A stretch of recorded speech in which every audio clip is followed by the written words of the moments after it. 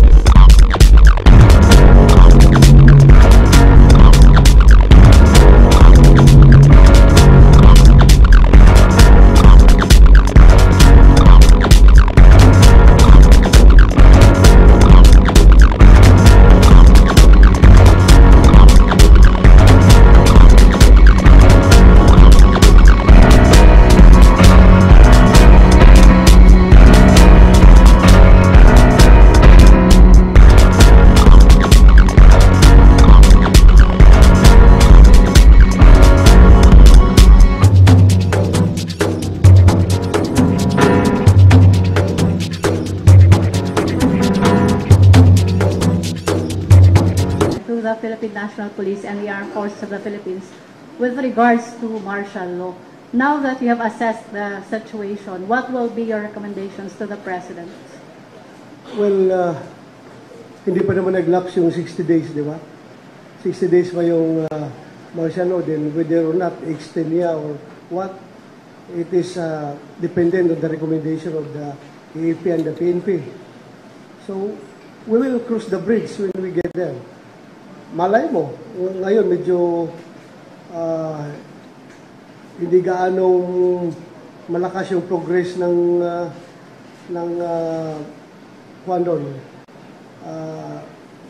yung clearing effort sa Marawi, baka bukas sa Makalawa or next week tapos na yan. Hindi natin alam. So it depends. Titingnan natin. So sir, you're saying kung wala ng threat, you will recommend to the President to lift na ng martial law? Why not? Why not? That would become unnecessary again pag wala na problema tapos magpapatuloy. Hindi na kailangan siguro. Sir, Depende yan. Depende sa magiging obtaining situation on the ground. other issue, sir, you said kanina yung police calawags, you plan to send them to Marawi. How serious are you? How many police calawags are you going to send to Marawi? Hindi ko na masend yung nahuli dahil nakakulong. Wala na sila sa duty. Nakakulong sila, di ba? Yung mga nahuli. Baka itong mga sumusunod pa na mga gumagawa ng kalukuhan. Kasi karamihan naman sa kanila nandun na sa Basilan, di ba? Nasa Basilan na. Gusto mo from Basilan, ilipat natin sa Marawi? Ha? You're the PNP chief, sir. That was just my way of expressing my frustration over this Iskalawag people. Kino-compare ko yung buhay nila dito na puro pera lang iniisip, puro kalokohan ang iniisip, whereas yung mga pulis natin doon sa Marawi ngayon na naiipit sa bakbakan, ang iniisip is survival. Napakalaking diferensya, di ba? Napakalaking diferensya. While they are enjoying in their air-conditioned offices at enjoying the fruits of their criminal labors, yung mga totoong pulis na nakipaglaban doon sa bakbakan, yung nga, naghalo na yung pawis, luha, sipon, laway, just to survive sa bakbakan. Di ba? Napakalayo ng diferensya. Kaya very frustrated ako doon sa mga Iskalawag na patuloy na sumisira sa aming hanay. Thank you, sir. Marie Sumali, to be followed by Jeff Paparas. Sir, good morning. Can I just ask for an update if you have any information regarding the hostages held by the Maute group? Are there still signs of life? I am not at liberty to give you some operational details, operational updates. You have to get it doon sa meron din designate na spokesman yung Marcelo eh. National level at saka sa Mindanao wide na Marcelo, merong designated na spokesman. So doon lang kayo kumuha ng update about sa operations na ongoing. All right, sir. On the issue of narco-politics as being involved in the Maute issue, kasi of course the PNP is one of the lead agencies in dealing with drugs. Kasi ang sinasabi raw po, may mga narco-politicians who are behind the Maute group. And how do you regard Maute right now? Because just recently, AFP has already officially said that they are already considering Maute as ISIS. Maute ISIS yung binanggit nila. And then General Galvez is saying na they are just the creation of narco-politicians na hindi matanggap yung pagkatalo. So how are you regarding right now this issue of Maute? Are they really terrorist-inspired? Sila ba ay talagang ISIS members na? Or are they creations of narco-politicians or all of the above? Double classification sila. They can be both. They can be both. Dahil, sir, what are your details regarding the narco-politicians being behind the Maute group? That's true. That is true. even before yung July 1, yung pag-assume natin at in-announce natin kaagad na mag-surrender yung mga drug lords, we received an information na lahat ng mga karamihan ng drug lords dito sa Metro Manila, Luzon and Visayas ay pumunta doon sa Marawi at nagkaroon sila ng drug summit and they were protected by the Maute Group and the drug narco-politicians. Nag-meeting sila doon. Meron tayong information na gano'n. Okay, sir, pasensya na. Kailangan ko lang linawin kasi ang sinasabi, yung mga narco-politicians daw ang nagpapasok sa Maute Group dun sa Marawi. So is this, is it the other way around na yung Maute ang pumoprotekta sa narco-politicians or is it the narco-politicians protecting the Maute Group, that's why they were able to invade Marawi? Mutual. The feeling is mutual between the two of them. They protect each other and they support each other. So, may narco-politicians na, tas ISIS pa na support. What is the implication of such yung ISIS in the fight with the government troops? Yung ISIS na support, hindi pa natin na-establish talaga kung anong support na you mean, yung fund support, logistical support coming from the According ISIS to doon AFP, the ISIS has already recognized the Maute Group. That's why Maute ISIS na po raw ang tawag ngayon doon. Totoo yun. So, what is the implication of such being the Maute being protected by narco-politicians plus the ISIS? Gaano katindi yung kinakalaban ngayon ng gobyerno? Gaano katindi? Basta, they are all subject to our operations in this period of martial law. Kasama na dyan yung mga narco-politicians. Kasama na yan. Jeff Caparas will be followed by Rex Video of CNN Philippines. Hi, sir. Good morning. Sir, update po dun sa mga casualty sa side ng PNP.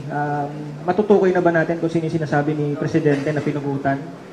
Yung pinugutan daw, sir, from the PNP. Madedetalye na ba yun, sir? Again, hindi muna ako magbigay sa inyo ng update doon. Basta we suffered casualties. And meron kami may patay, may injured. Pero as to who is who, wag lang muna natin i-discuss dito. Yes, sir, we understand. Sir, yung regarding sa augmentation naman from different PPO, may inutos na ba kayo, sir, na nationwide mag-augment na sa Marawi? Like parang yung Quezon yata, may papupunta yun. I just advise all the regions in the whole of the Philippines to prepare their public safety forces to reinforce Marawi when needed. So right now they are preparing, waiting for my instructions to reinforce Marawi. But right now, ang nakapag-reinforce doon ngayon, yung ating public safety forces, of course, yung ERMM, dahil kanilang area yon. Yung public safety forces ng Region 10, nandoon na rin. Region 12, nag-reinforce na rin. At most of the operating battalions ng SAP ay nandoon na rin. So malaki-laki, very sizable yung person natin na nag-reinforce doon. But still, kung kukulangin yun, we have to pull out from other regions. Rex Video will be followed by Raymond and Paz in CRH. Hi sir, good morning. Sir, can you verify ba yung information na yung tatay daw ng mga Maute, kaya daw nagalit yung Maute brothers ay dahil ni-raid daw yung drug laboratory na pagmamayari nung tatay nung Maute dun sa Marawi?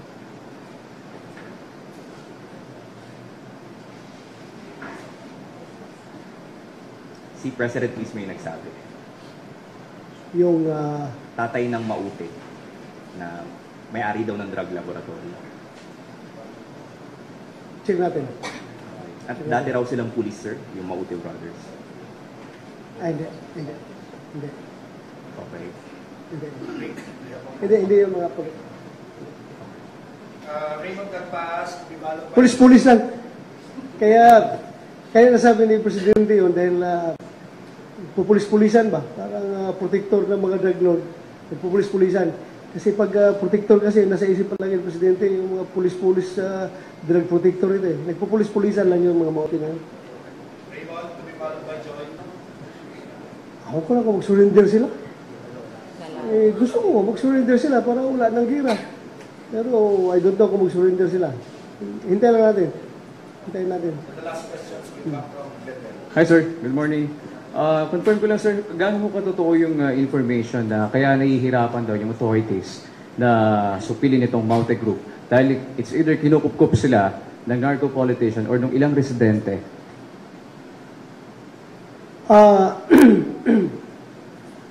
Ang medyo na-wonder is masyado silang fluid doon sa loob. Yung palipat-lipat sa mga building. Mahirap talaga mag-clear ng built-up areas. Yung close quarter battles in built-up areas. Napakahirap kasi you are not only concerned yung horizontal environment mo, meron ka pang concern doon sa vertical environment mo. Kaya dami mong babantayan. Yun ang sitwasyon ngayon, yung palipat-lipat sila. Kahit na, palagay natin, kukunti lang yung naiwan, pero patakbo-takbo doon sa iba-ibang building, sa akala mo marami. Oh. Sir, last ko na. Sir, naging